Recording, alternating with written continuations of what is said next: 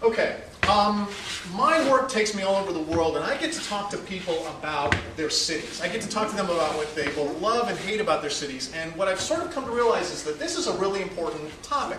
And this is actually something that I'm thinking is going to be the genesis of a book that I do want to write here about renewing our love affair with cities. If you think about it, cities held the promise of the future. This began back in the turn of the 20th century, and cities were all about what was next, what was great, all of the excitement and whatnot. We even romanticized the idea of the LA freeways at one particular point, thinking cities were the next great thing. Now all this starts to change in the 1960s and 70s, and definitely that love affair ends.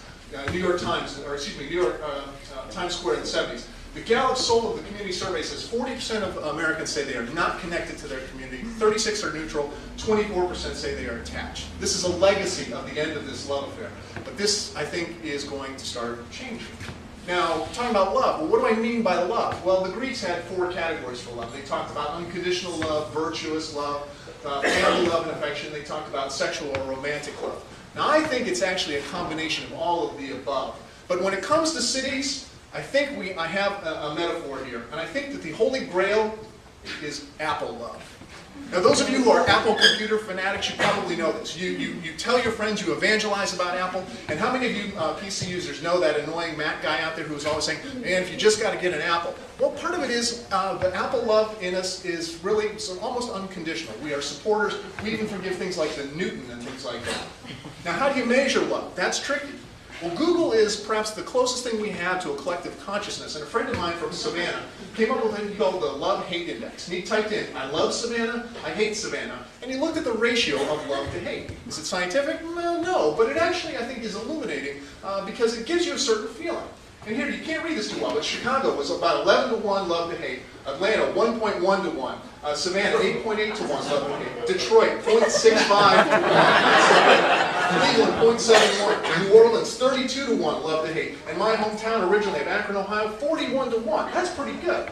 Now, of course, you want to know, oh, what about locally? Well, Tampa, not so good, 0.92 to 1. Orlando 1.79 to 1, Miami 11 to 1, Sarasota getting better at 50 to 1, but St. Petersburg, the Burg, and it's spelled both ways because you got to combine it. The combined total 11,300 to 1. A lot of love for St. Petersburg. Think about this. Now, how do we increase the love? This is tricky. The thing I think that has to do with how we tend to look at that beach. We tend to look at the beach as like one big thing, but if you break it down, that beach is made up of millions of grains of sand.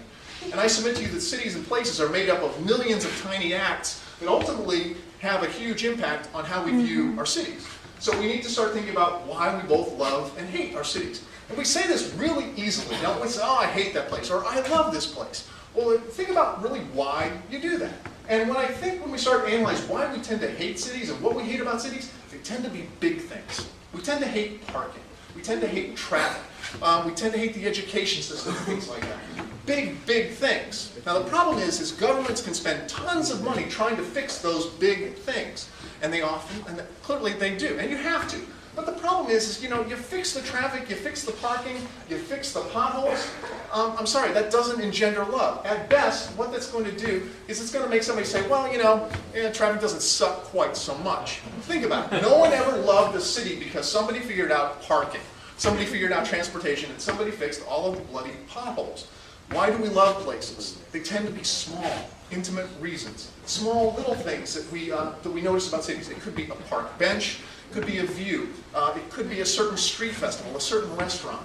It's the small things. It's the chocolate on the pillow. It is the cherry on top of the sundae.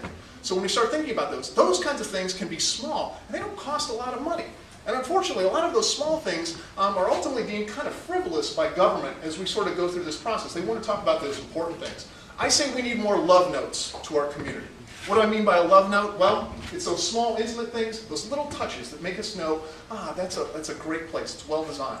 Good example here is the iconic bike ring in Toronto. If you go there, you immediately know you're in Toronto. Designed in 1984, it's been copied and replicated all over the world. Highline Park, if you've not been, it's fabulous. Formerly, it was an elevated rail platform in lower Manhattan in the meatpacking district. They've turned it into several blocks of parkland, green space, that you can actually walk through now. It's actually quite beautiful, even in the middle of winter, and much needed in that particular part of town. Pedestrian-friendly Times Square. They actually closed several lanes of traffic in Times Square. And those of you who've been to Times Square before, it was actually you're taking your life in your, at risk when you go there and felt like a pedestrian. Now you can actually go, you can sit, you can enjoy the view, you can people watch. They even have Wi-Fi. Totally different perspective in changing that. And relatively small in terms of the grand scheme of things. Sheffield, England, quintessential industrial town. But when you get off of the train station, you come out and you're greeted by these water features, including this incredible steel and water wall that looks like a wave. Now, you don't necessarily think about water features, but they talk about that. They have this throughout the city. All of these amazing water features, which totally changed my perception of what Sheffield was in terms of an industrial city. Closer to home, Love Note, the St. Petersburg, the Saturday morning market. How many of you have been? It's fabulous. It's the largest outdoor market in the south, single-day market in the southeast. About 10,000 people every day, every Saturday, 120 vendors. Fabulous, and Love Note to the city. A little bit closer to here. Studio at 620 is a fabulous example of a Love Note. It is not the largest arts and cultural venue in St. Petersburg, but I think it actually has the most heart. It connects to the community in really important ways. It has a diversity of type of audience, of the types of programming that goes on here. It is a fabulous Love Note, and it shows us a shining example of what's great about St. Petersburg. And last, I leave you on this particular thought. My friend Bob Devin Jones is here, who you met earlier. People can be Love Notes as well. Bob is a living, walking embodiment of a man who loves this particular community. Love. Our politicians need to start talking about this. We need to start demanding them say, what do you love about your place, and how are you going to maximize that love? Thank you.